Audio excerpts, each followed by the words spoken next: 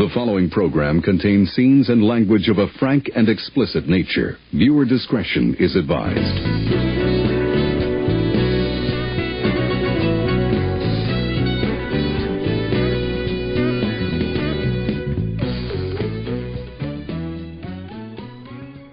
Hello, and welcome to Filmjitsu, the podcast that wields films like deadly weapons. We are your hosts. I'm Jay. And I am Mike. On this episode, it's the return of Streep-jitsu, the seemingly annual tradition of me handing Mike a Meryl Streep movie because, well, we're not even sure why. Why? Just because. This time around, Mike's got to view 1989's She-Devil, a bizarre, perhaps feminist comedy starring Meryl Streep as a villain to Roseanne Barr? The fuck? What a team up. And to that point, Mike and I will be counting down our bottom 5 team ups, which are essentially pairings that excited audiences and then really let them down. After that bit of nonsense, we'll pay tribute to yet another fallen screen star with Kick 2 Pick 2 before Mike pops a cap in the ass of hot Filmjitsu Summer by giving me my first autumnal atrocity to view. But before any of that happens, let's roll the trailer for the film Out Week magazine called, quote, an inept, offensive mess of a comedy, She-Devil. Hi, this is Robin Leach, and I'm here at the luxurious home of the super glamorous romance writer, Mary Fisher. She's the woman who has everything. Beauty, fame, my books reflect my own experience of lovemaking as sacred and beautiful. and plenty of hired help. I bet she makes you earn every penny, But could it be that something is missing from this romantic storybook world? Oh, the little families, mummies and daddies and dear little children. How lucky they all are. To see how the other half lives, meet Ruth Patchett, a domestic demon, Your father loves mushroom soup. queen of a suburban paradise. That's your wife? It's too bad. You're the devil in disguise. Oh, yes, you are. Devil in disguise. Oh, yes, you are. She-Devil. I bet there's hanky-panky there. Mike, I know we gave a couple guesses as to why I Streep-slap you every year. And honestly, I think it's both that I want her all to myself when we inevitably must duel for her affections. Mm-hmm.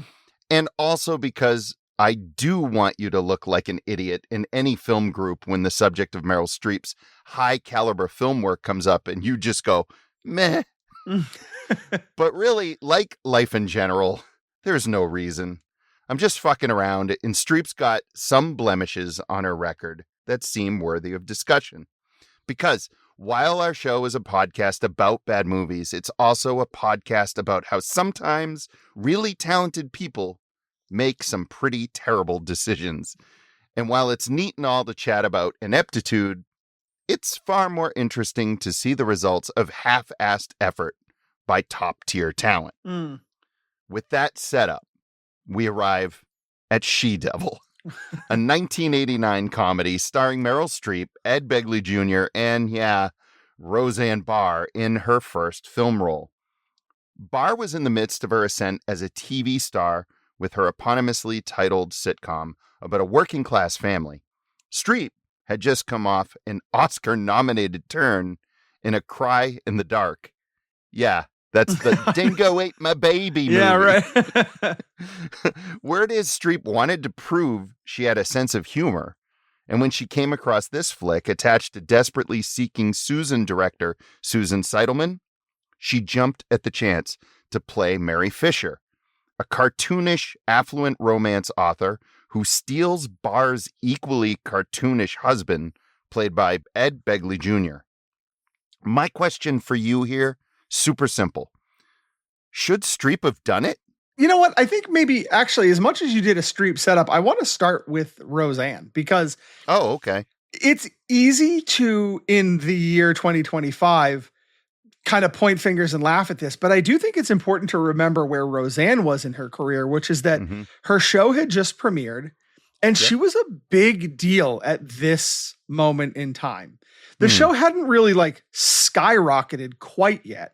I think she was on break after the first season, but she had really kind of caught fire, I think, in just the right circles. And the entertainment industry knew this woman might be going somewhere. It didn't end up being on the big screen. It ended up being on the small screen, but she was sort of a commodity and really, if nothing else, a curiosity then, as again, we look at sort of the boomerification of people, right? Is like Roseanne at that time was a pretty impressive, powerful female voice in an industry that didn't really want to hear many of those. And just don't think about what Roseanne has become, right? So yeah, for sure. Yeah, fine. No, I think that's irrelevant, honestly. Yeah.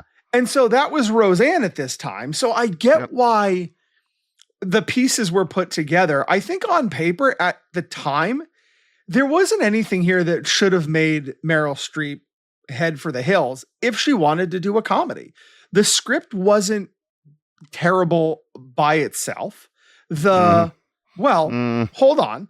I don't know. The script in its execution, it's far off the mark for what this story could have been. And that's where it went wrong for Streep. I think if Meryl Streep had seen this movie before she was in this movie, she would have been like, oh, that's not what I want to do.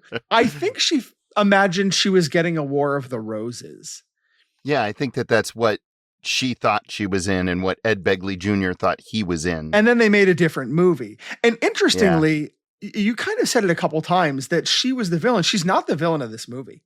Ed Begley Jr. Ed Begley Jr. is very much the villain of this movie. They screw that up. And they screw up everything in this movie. They do screw because up everything, but it is from start to finish, these characters are unlikable and mean. There is not a person anywhere that you'd be like, oh, I hope it works out for this person. One person.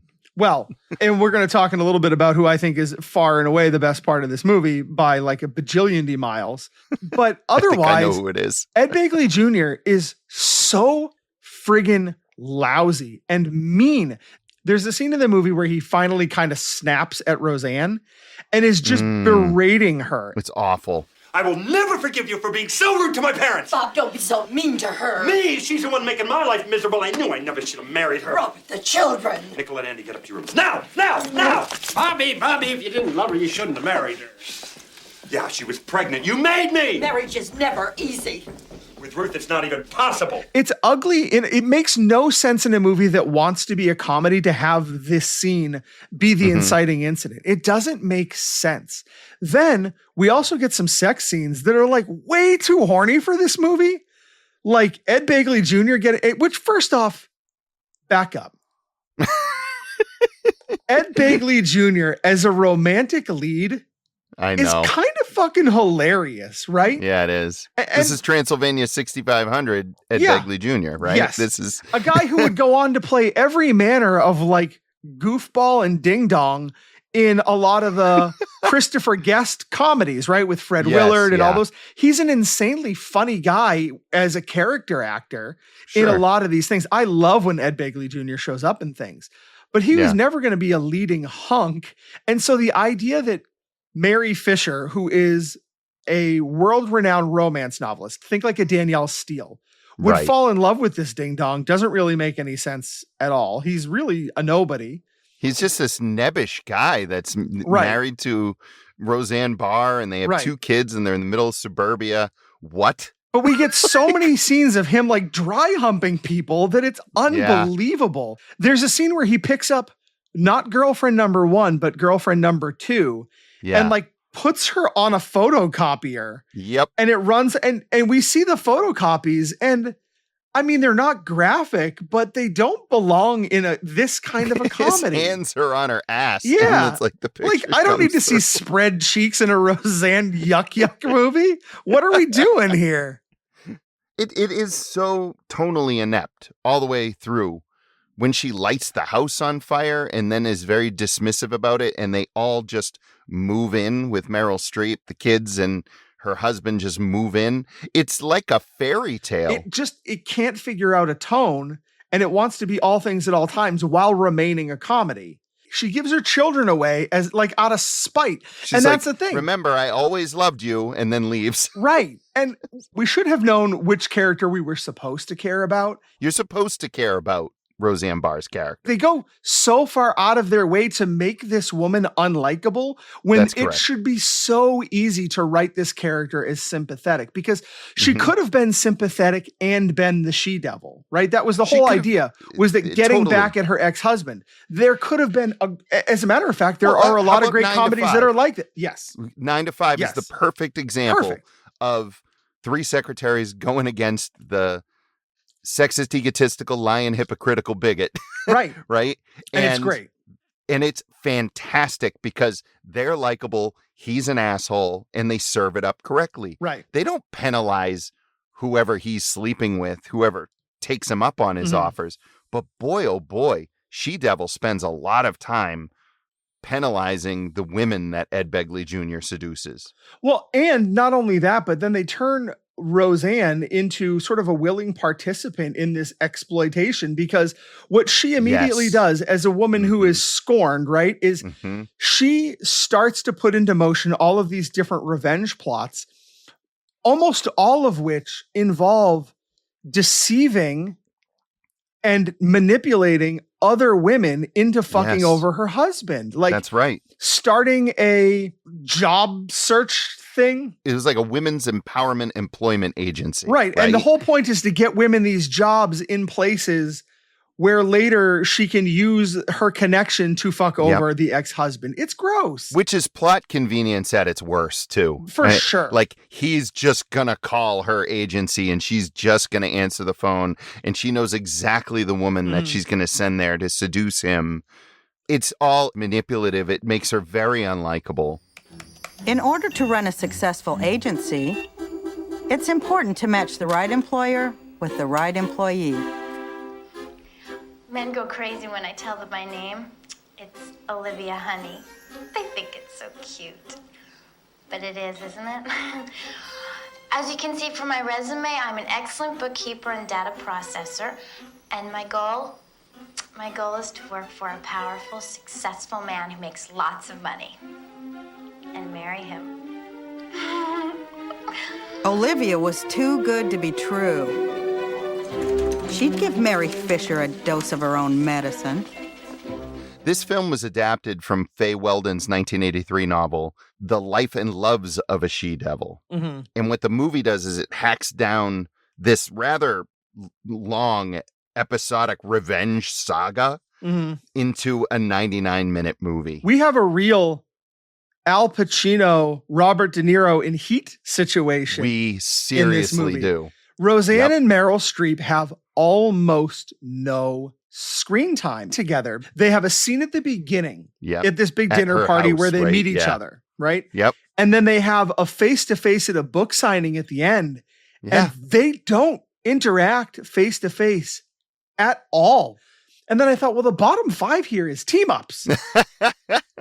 But I see what you're saying. You expect something. When you Yes. go into this film, you expect something. Heat's a great example of a team up that didn't pay off for a lot of people. It paid off for me because that Me too. scene, Me it's too. almost like a small crescendo before the major crescendo at the end, right? So with this movie, you get this small little bit of a hint of what they're going to do and how they're going to be. And then it's absent. And what's so weird about it is just the different kinds of performances you get. It's like they're in 2 different movies. And so to me, that is a perfect example of a bottom 5 team up. And I would love to know more about how that happened, because if I wanted to give this movie CPR, I think it's very easy. Put them on screen together, because I think it would have been funnier. Roseanne balanced it out. Playing, those Yeah. 2 characters, but more importantly, sort of those 2 performers. Like, Roseanne is very good at the thing that she was doing at that time, right? That she really understood that character as sort of like the average American housewife in the early 90s. It's not Roseanne's fault. And it's not Meryl Streep's fault. And it's not even Ed Begley Jr.'s fault. Everybody's doing their job. It's just that they're all doing their jobs sort of differently. Yep. Roseanne is acting at a register that is very, very almost real life. Yeah. She's reacting to situations in the way that normal human beings would. Mhm. She's got a few pretty good, heartfelt moments there. However, there isn't a moment where Meryl Streep or Ed Begley Jr. are normal people. She's They a are cartoon. cartoons all the way through. Mhm. It is Yep. ludicrous. And they had a moment near the end of the movie where I thought they had a great opportunity for Streep to drop the act Mhm. because her mom referred to her earlier days and how she was. And we'll talk about the mom character, I'm sure, because I think that's who you like the most, I'm You guessing. betcha.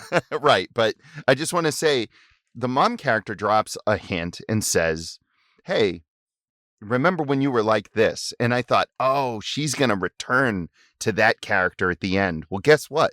No. Instead, she just puts on another facade that's a total cartoon. Mhm. At the very end is like this intellectual. This Mhm. is arguably one of Streep's worst performances, maybe her worst. Yeah. Yeah. I've read reviews that say that she's great in this movie, that she proved she could do comedy. And I'm like, no, that's definitely not the Yeah, case. it proved that she was in a comedy, but that's about Correct. it. Yeah, that is That's about right. it. And you mentioned it, so I do want to talk about it. The only thing in this Sure. whole movie that worked for me was Sylvia Miles as Mrs. Yeah. Fisher, Right. Meryl Streep's mother, right? She steals the show. Sylvia Miles, Jay, I knew she Yeah. was familiar, so I looked it up. This is the woman who was Oscar nominated for Midnight Cowboy, right? No shit. She was Oscar Yeah. nominated for Goodbye, My Lovely, the Philip Marlowe story with Robert Mitchum. And in this movie, it's like she's the only person who got the memo that she was making a bad movie. And she was like, oh, watch what I'm going to do. At ease, Gomez. It's Bob. Whatever. Why the hell didn't anyone call me for dinner? Well, we thought that you were having a little nap, Mother. We didn't want to disturb you. Nap. I was in the toilet the last half hour. I have such terrible constipation. Oh, she's great. So she was big and cartoonish in a very, I think, self-aware way. She was almost giving like a Bugs Bunny performance that I loved because it did seem to me like she understood the assignment in a way that nobody else did. So Yeah, the caricature work that she does Mhm. is big and playful. Yes. And the others weren't in on the joke. Mhm. Yep. This is the woman that directed Desperately Seeking Susan and Making Mr. Right, which are two pretty decent Yes, flicks. they are. But Susan Seidelman, what happened here? What happened? The sensibilities are all off. The special effects. Good heavens, the special effects. When she burns down her house and walks away from it. If we had a bottom 5 green screen, we need to do that sometime because number one with a bullet would be that Yeah. sequence. Yeah. That and probably most of Superman 4. We have got to talk about the mole on Roseanne Barr's face. What are they doing? It's a Horcrux. No. Did you pay attention? Did you see what was happening? So she starts the movie with this big mole on her it's face. big, yeah. And I was Oh, yeah. like, you're trying to ugly up Roseanne, which just seems, and I'm not even being unkind here. I'm just saying, I was like, you found the actress. Highly unnecessary. Yeah, I was like, Yeah. what are you doing? You have something that isn't working toward the quote unquote societal standard of beauty. Yes. You already have that. Right. And then you throw that mole on. But as the movie goes on, did you see what happened to the mole? At one point, she had a Band-Aid over it. It looks like they actually operated on it. Because it starts getting better as Roseanne gets more power and more Right. agency. And as like it was almost like it's a metaphor for the journey of Roseanne. It was crazy. I was like, are you really telling me that the mole goes away the more she sticks it to her husband? Or the more she sticks it to Meryl Streep's character, or truthfully. whoever. Because Yes.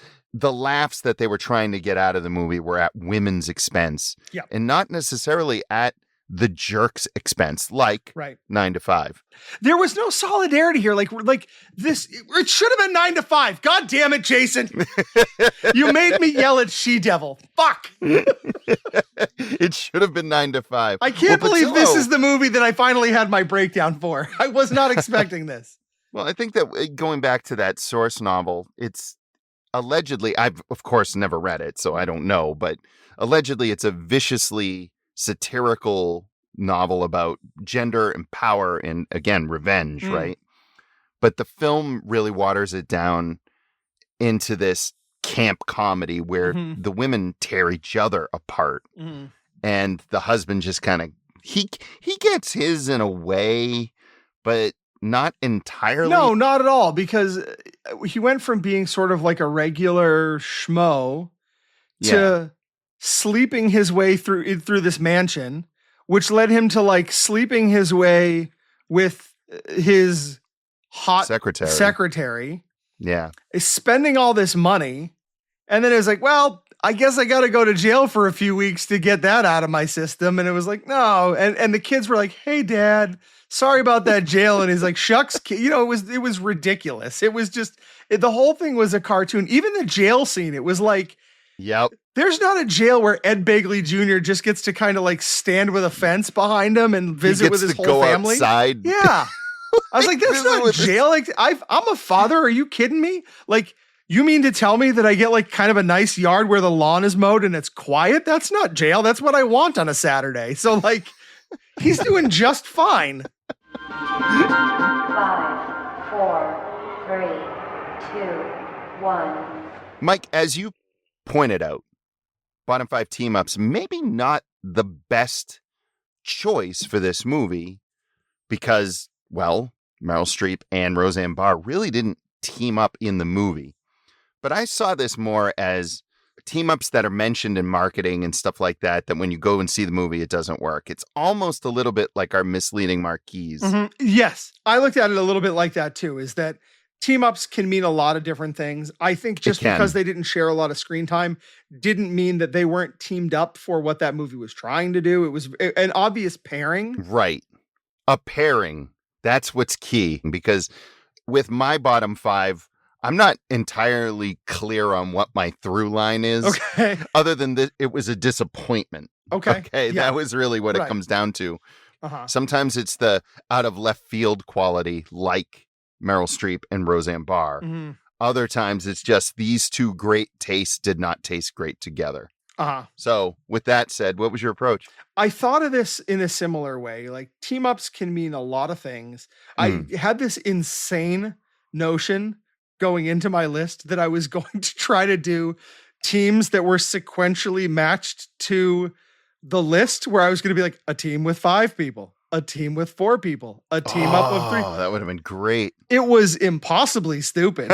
And so I did not do that. So I am a little bit all over the place, as you'll come to see. I really definitely thought that you might just list 5 times that Red Sox players went to the Yankees. I thought that might be a thing that you did, even though that has nothing to do with movies. So we'll see. Nothing to do with movies. So I don't know. Is your number 5 that time Johnny Damon played for the Yankees? Oh, don't even talk about it. I'm sorry. Oh. Yeah. No, my number 5 is actually when Elvis Presley and Mary Tyler Moore starred together in Change of Habit back in 1969. Elvis Presley in a change of pace role of a doctor doing his best to keep the lid on a red-hot ghetto. Mary Tyler Moore, dedicated to her calling, but at heart a woman. An idealistic doctor and 3 sisters of mercy doing their thing in a tough city jungle, facing situations hard to cope with. Romance beyond their bounds, and the madness of our times.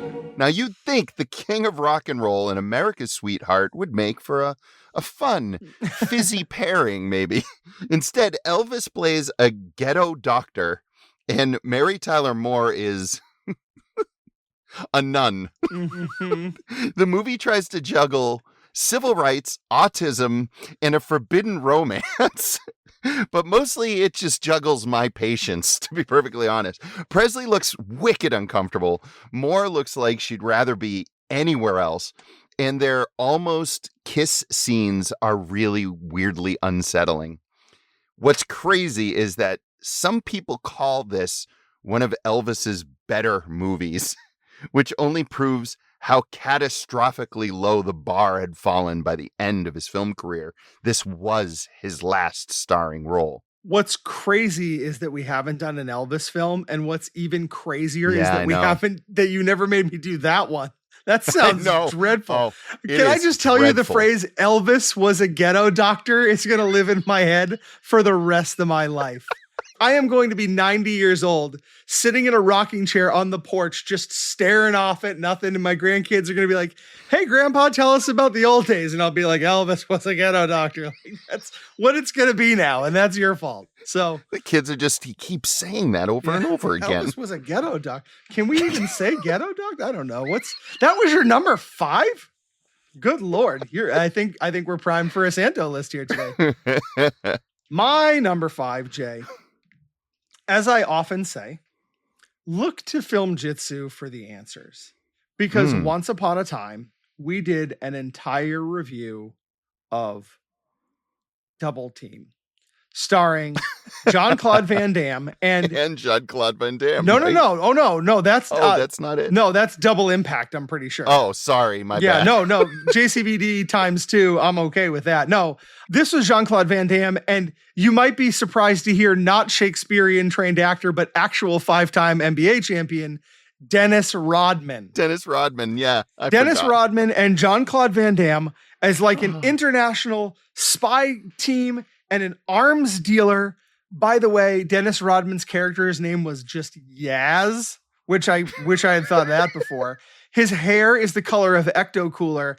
And if my memory serves, the name of the bad guy played by Mickey Rourke in 1997 was Stavros. So there's a penal colony in there, I'm pretty sure, if I remember. It was unbelievably bad. Isn't that Mickey Rourke's character in Iron Man 2? I think it's his character in most things that aren't the wrestler, I think. I'm just going to call him. You know, the one with Stavros in it there.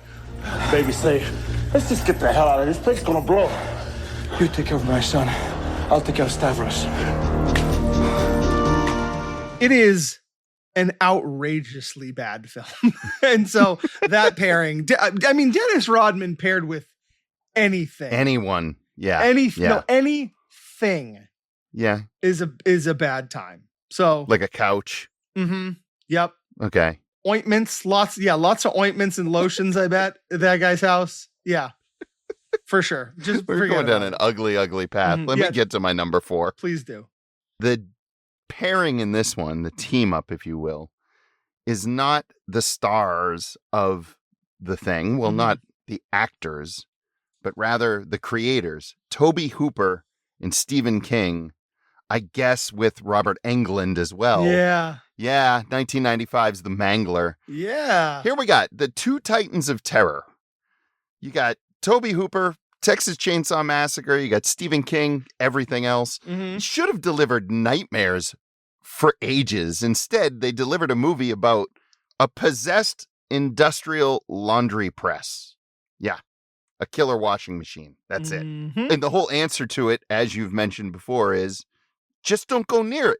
No, you can go near it. Just don't go too near it. That's even the best part. It's not like I got to go across town. You're like, just be 12 feet away and it's fine. Fixing it. Like lay a wiffle ball bat on the ground and just stay at the end of the wiffle ball bat. And The Mangler's not a movie anymore. And yet somehow people couldn't figure that out. Mm-hmm.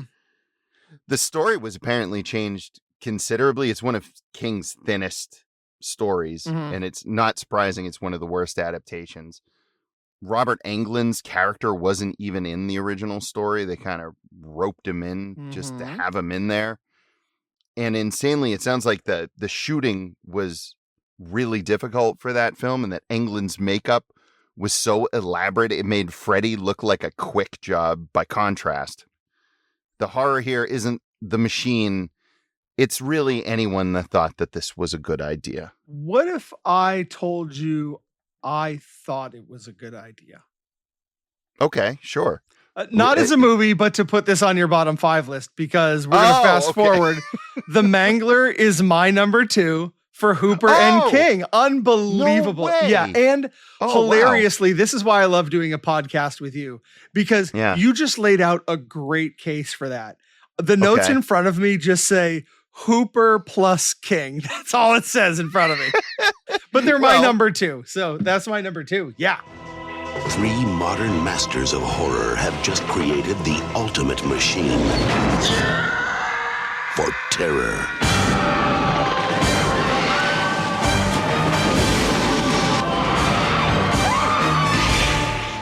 the Mangler. So do I go to my number 3 or do you go to your I'll number? do 4. Let's do 4. Okay, you do 4. My All right. number 4 is here because it kind of hurts a little bit. I didn't want to admit that it should be higher on my list because it bums me out. Yeah. It's a 3-way team up. Oh.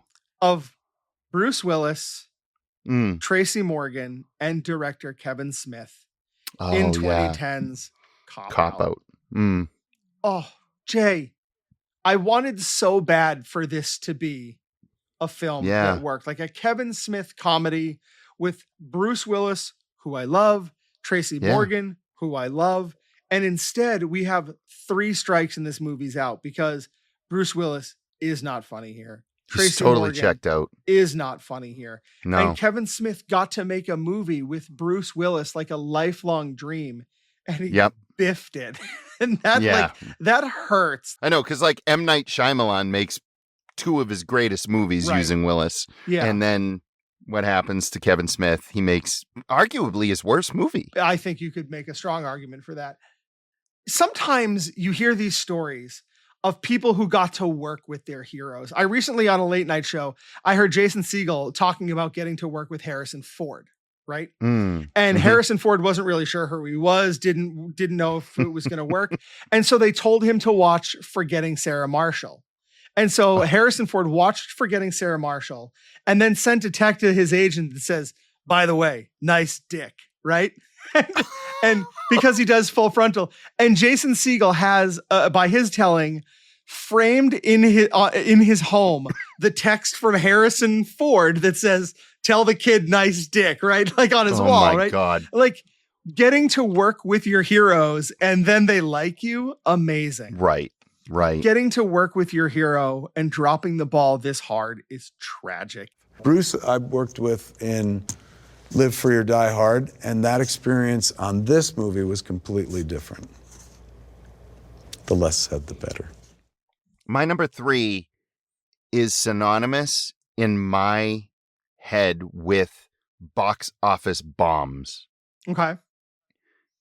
Growing up, being the ancient man that I am, 1987, I was 13 years old. And at the time, there was this huge movie that was coming out that everybody was talking about. It was going to be 2 of Hollywood's biggest names in a desert set comedy from writer Elaine May, who had scored big as both a writer and director in the past, right?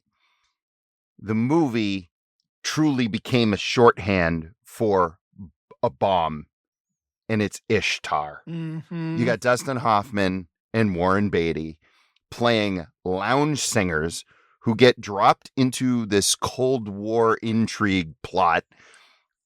Neither one is even remotely funny. The budget apparently just spiraled into the Sahara, and the critics roasted it. Audiences didn't go.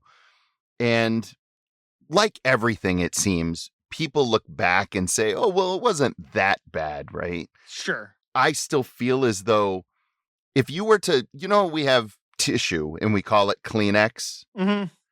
I think the brand name for a terrible movie is Ishtar. Right. Oh, like somebody grab me an Ishtar? Yeah. Yeah, exactly. I got a thing hanging out of my nose. Give me an Ishtar. More so like, I think they're going to release an Ishtar. Well, and there is not a self-respecting top 5 worst movies of all time list clickbaity shit thing out there that does not have Ishtar on it. It's notorious for one of the all-time bad films. What's crazy is we've done about 70 hours of this show. Mm-hmm. And this is the first time we've ever mentioned it. Wow. Guess we're not that clickbaity, eh? That doesn't bode well for us, I think. I don't know. Well, Jay, my number 3 is much more of a deep cut than some of the other stuff that we've been talking about. But I'm going with the team up of director Ken Russell and actress Vanessa Redgrave in 1971's Devils. The Devils Burn. An explosive film. Absolutely brilliant. ABC TV. Superbly, frighteningly effective. Time magazine. But of course I can prove nothing. This Mother Superior may be little more than a hysterical nun. Exactly. Mere conjecture. And what form does this incubus take? The Devils is not a film for everyone. Vanessa Redgrave, Oliver Reed, in Ken Russell's film of The Devils. This is a film not a lot of people have seen because it's not easy to see. But it is an infamously polarizing flick about religious fanaticism and sexual repression. It's horny and violent, but like not in a nice way. And so what happened here is that Ken Russell cast Vanessa Redgrave as this absolutely lunatic nun, then bombarded the role with sexual hysteria and blasphemy. It's just this like confetti cannon of psycho-religious sex horror that managed to be laser focused on Vanessa Redgrave. And it wasn't her fault.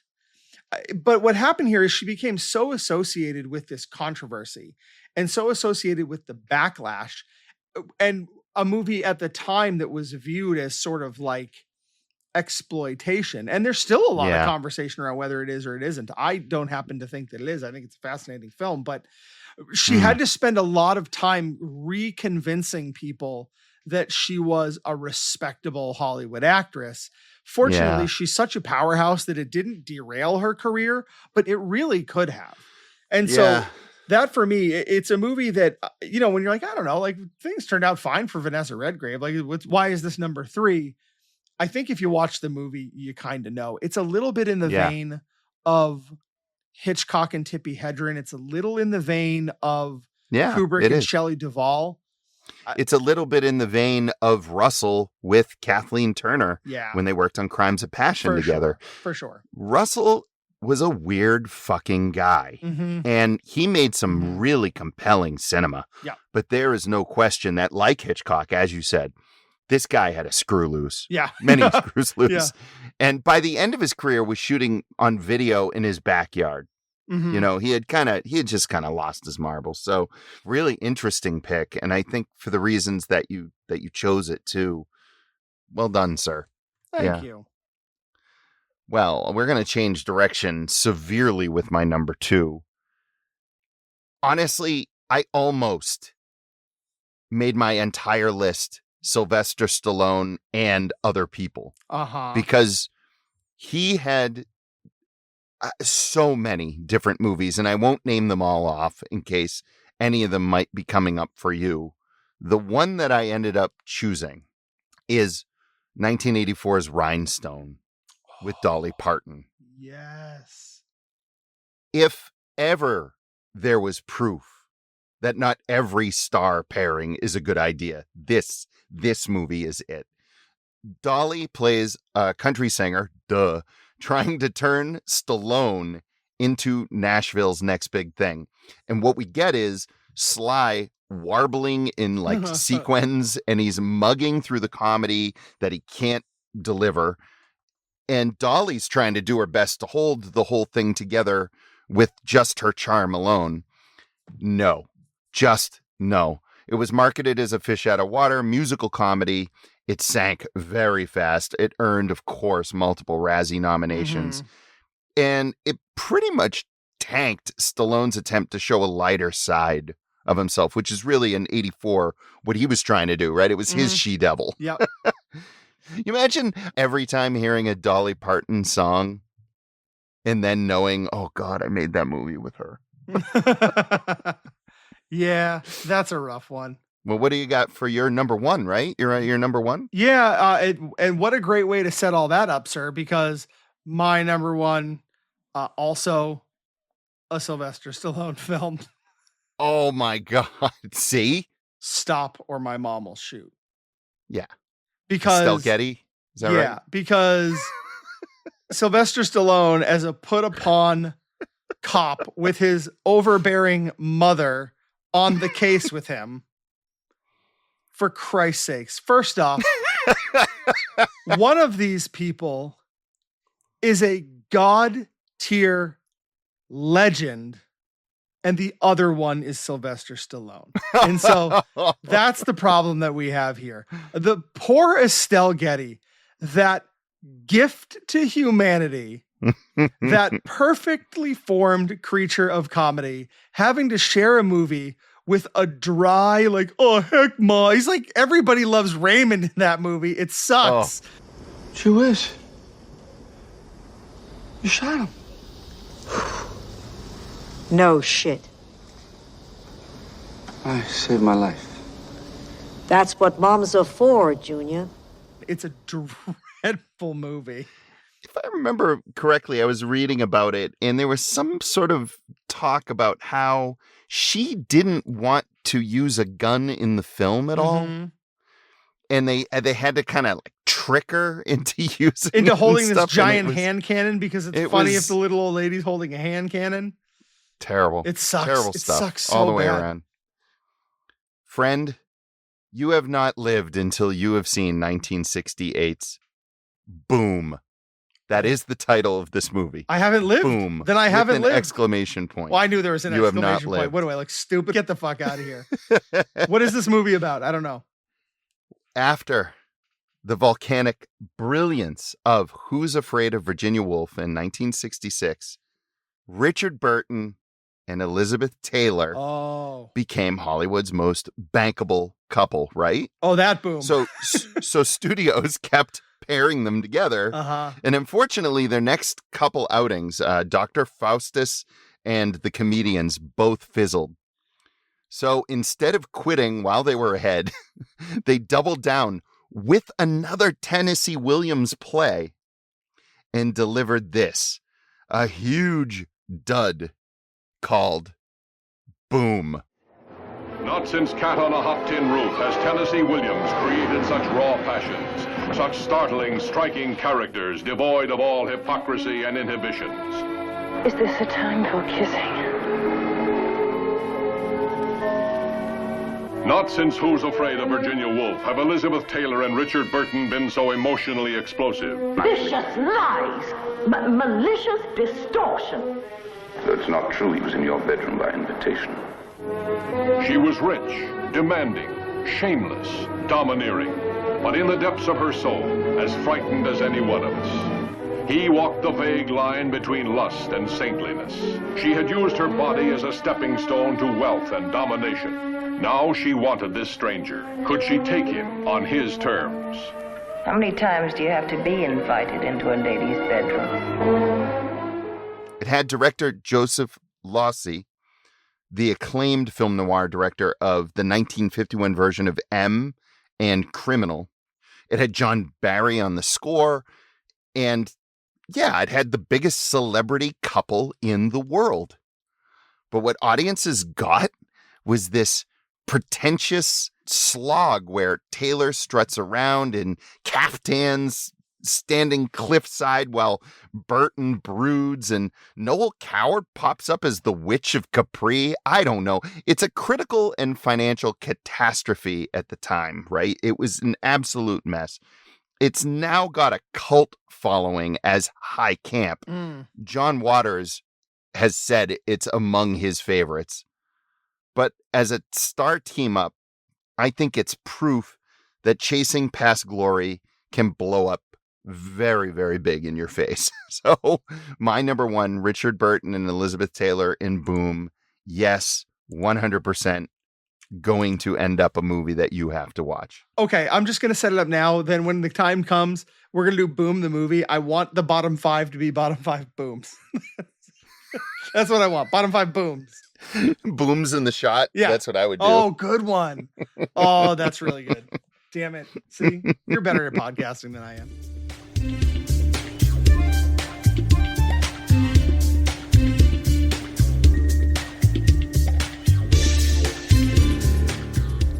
Jason, unfortunately, this week we are going to forego our dueling double bill. Mm-hmm. And when we forego dueling double bill, that means that we have lost somebody. Yeah. But we want to take a second to mark the occasion. And in this case, recently having passed away is just one of the best that guys of all time. Oh, for sure. Yeah, that's a good way to describe him. a guy who transcended being a character actor and became somebody that film fans really knew and loved. And of course, I'm talking about Terrence Stamp, who we lost in the middle of August. And so we wanted to do our pick two, kick two for Terrence Stamp, where we're going to take 4 films and decide out of these 4 films, which 2 are we going to keep and which 2 are we going to send forever into, I can't believe it's finally time for this, the Forbidden Zone. And so here we are, the actual Forbidden Zone. Yeah. How do you tell me a little bit about your relationship with Terrence Stamp as an actor? I think that, like most people my age, I first saw Terrence Stamp as Zod in Superman 2. You know, that was, or if you're really paying close attention in Superman 1. But yeah, I saw him in that, and he registered as a screen presence like none I had seen before. And I don't think we've seen too many like him. Some people might get him confused with Udo Kier, because Udo Kier kind of has that same vibe, but he doesn't have the gravitas and he doesn't have that voice. Because when you think of Terrence Stamp, you think of 2 things, those piercing blue eyes and his incredible stentorian voice that just commands so much attention. I win! I always win. Is there no one on this planet to even challenge me? So when I was thinking about him and the roles that I really liked him in, I realized that I haven't seen him in a ton of things, which is really remarkable because he stands out as someone important to me. Sure. For instance, I've never seen Billy Budd, his screen debut in 1962, for which he was nominated for an Oscar right out of the gate. But I've never seen it. I never caught Modesty Blaze either, which is an uneven sort of crime caper, James Bond kind of satire that he wasn't really all that perfectly cast in back in 1966.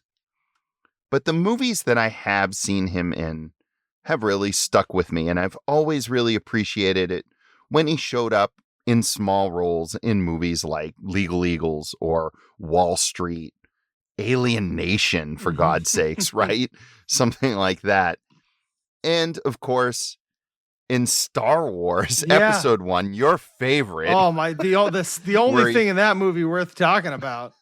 He played Chancellor Valorum, and he had that great moment where they go, I vote for no confidence in Chancellor Valorum, and he just kind of sits down like, oh. Yeah. But you felt it in that moment because Lisa, hate that movie. Well, we've selected 4 films that most would know him from. And those are Priscilla, Queen of the Desert. Oh, yeah. Of course, Superman 2. Right. Yep. Right. Of course. The Limey. I think maybe the movie most closely associated with him after Superman 2, possibly. Yeah, that's, yep. And then what I'm calling Santo bait in here is Miss Peregrine's Home for Tiny Weirdos, or whatever the name of that movie is that you love. I put Peculiar Children. It's on here because I know you love unfairly maligned film that I absolutely adore, and he does such a fantastic turn in that movie as the grandfather of the lead character. Oh wow! 4 fantastic movies. This is painful for me. Or 3 fantastic movies. You're staying away from this one, right? No, I mean I could do it, but only by default, right? I mean, Terrence Stamp is not somebody who I've seen so many of his lead performances that they really stick with me. So I think for me, it would just have to be Superman 2 and Priscilla, Queen of the Desert.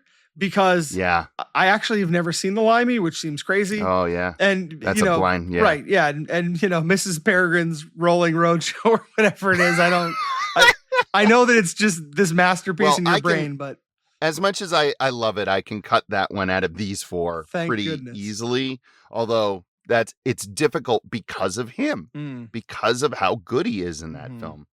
He's fun also in that Haunted Mansion movie where he plays Terrence Stamp in a movie. Yeah, exactly. But that's what you wanted him for, especially that late in his career where he played this like series of stern mentors for people. Right? Like, yes, I that's think exactly right. Like in the Adjustment Bureau, he did that he was too. in Electra. Right, he was. Oh my God, he was Stick in Electra. That's right. Yeah, like that's kind of what you want out of the guy, really. So, yeah, it's so true. But so, is this harder for you, assuming that Mrs. Peregrine's movie of kids isn't in your final? It's still really difficult because, I mean, how do you choose? The Limey is probably the movie that he gets the most center stage. Yes, that's his flick. That I can think of that For I've sure. seen him. Yeah. He's not a that guy in this one. He's the Right. leading man. Right. And he plays a hardened criminal that leaves. He had been in jail for like 9 years and he comes over to the US and is looking for the murderer of his daughter. And he's set against Peter Fonda in that. And it's such an interesting pairing. These two kind of 1960s vibes, the British vibe and then the American vibe with like Fonda with Easy Rider and all of that. And then him with the almost the mod vibe. So it's kind of a neat pairing there. Leslie Ann Warren is in it as well. Oh, man, I think I got to keep the Limey. And I think I have to say goodbye to Kneel Before Zod. I think I've got to keep Priscilla, Queen of the Desert, because as Bernadette, a trans woman who had both a lot of grace and a lot of bite. Yeah. That was one of the most perfect, totally out of left field casting choices I think that I've ever seen. And I think a lot of people think of that movie with the costumes and the sort of obvious hooks of like the ABBA songs and everything. But I think it's Stamp's sort of quiet dignity that he has that really bolsters that role and makes it really memorable, makes the whole film memorable, truthfully. His commitment to what could be a really very risky role for an actor. He just didn't flinch, just did not flinch. I think what he brings to that film is what Robin Williams and Nathan Lane could not bring to The Birdcage. Sure. Where they're just doing stereotype and caricature, and he's doing a human being. Where did you ladies come in from? Uranus? Could I please have a stop? No! You can't have nothing. We've got nothing here for people like you. Nothing.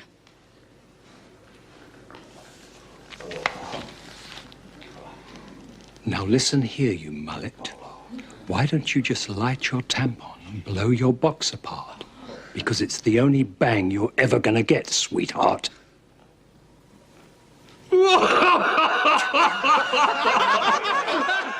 Terrence Stamp, we're going to miss you, man. You were awesome.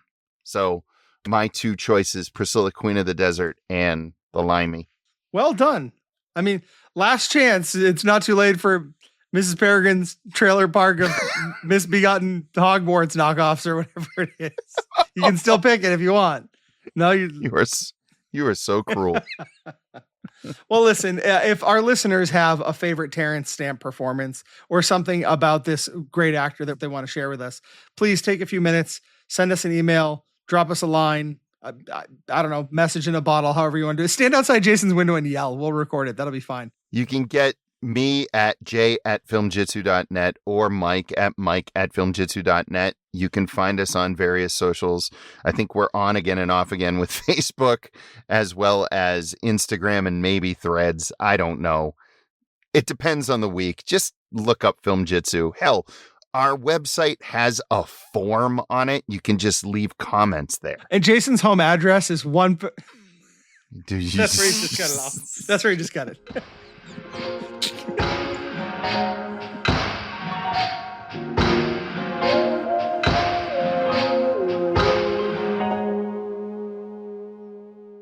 Jason, here we are at that time of the show where I get to reveal what film you're going to be watching for our upcoming episode. All right. And I wanted to do something a little bit different. As you say, like the summer is over, but we're not quite into spooky season.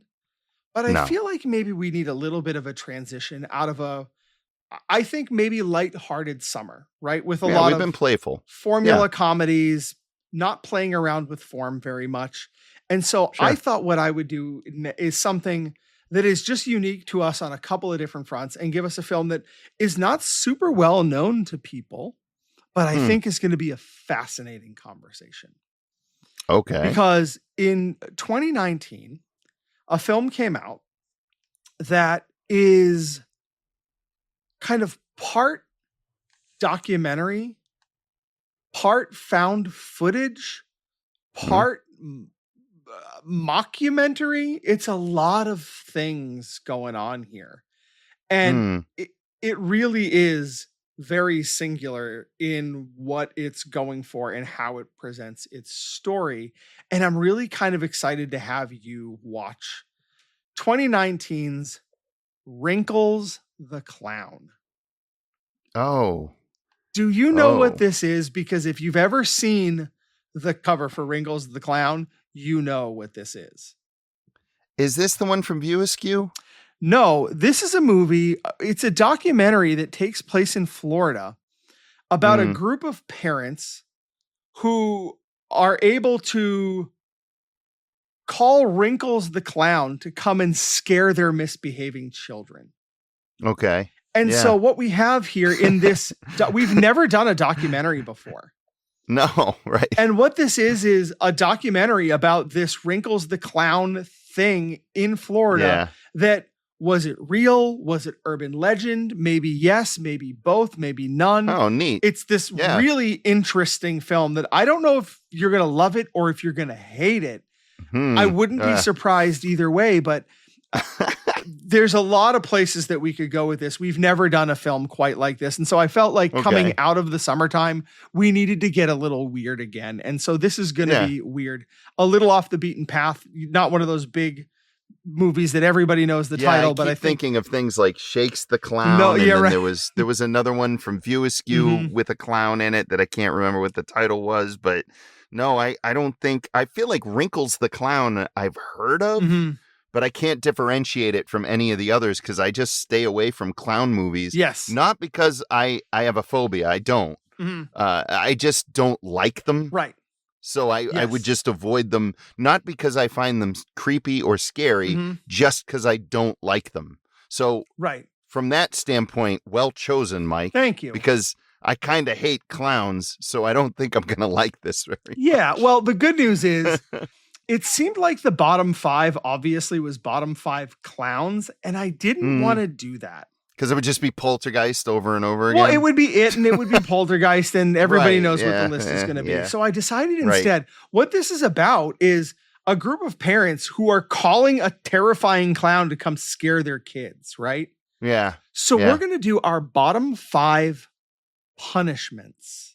Yeah, good. Yeah. Yeah, that's really good. That's a much better bottom 5. I like that a lot. Yeah, we're going to do our bottom that's a great 5 one. punishments. I keep thinking of Arrested Development. Yeah. Where Jeffrey Tambor would always have someone that he would call like that one-armed guy. Yeah, right. This is why, like, that's why you never stick your hand out of the car while it's running, because that one-armed guy would always have a prosthetic that would get ripped off and then blood would gush. That's what this reminds me of. I think you're probably pretty on track. I can't wait. And actually, I'm going to do something I don't do. I'm going to watch this one because I think this is going to be so out there that it would be hard to have a conversation if one of us had seen the film and one of us hadn't. So I think it's important for our listeners that I know what the hell I'm talking about with this one. It's just going to be that weird. And so I'm excited to have a weird flick. I'm excited for you to watch a clown movie. I'm excited to find out what the fuck's going on in this thing. And I hope our listeners will come back and check it out. The next time that they'll be listening, I will come back with a full report about Wrinkles the Clown. But until then, we've been your hosts. I am Jay. And I am Mike. And we'll see you next time.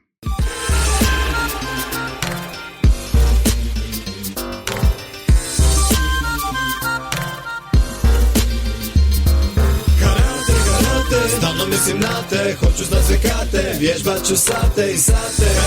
Karate, nježno ću dok zadnji mi kjaj izostane izađe. Or is she-devil a low bar for the much-lauded actress? God damn it. The podcast is over. Everybody out. That's it. Terrible. Go home. No, I'm turning off the lights. Jace, go home. Everybody go home. Go home. Think about what we've done here today. Christ.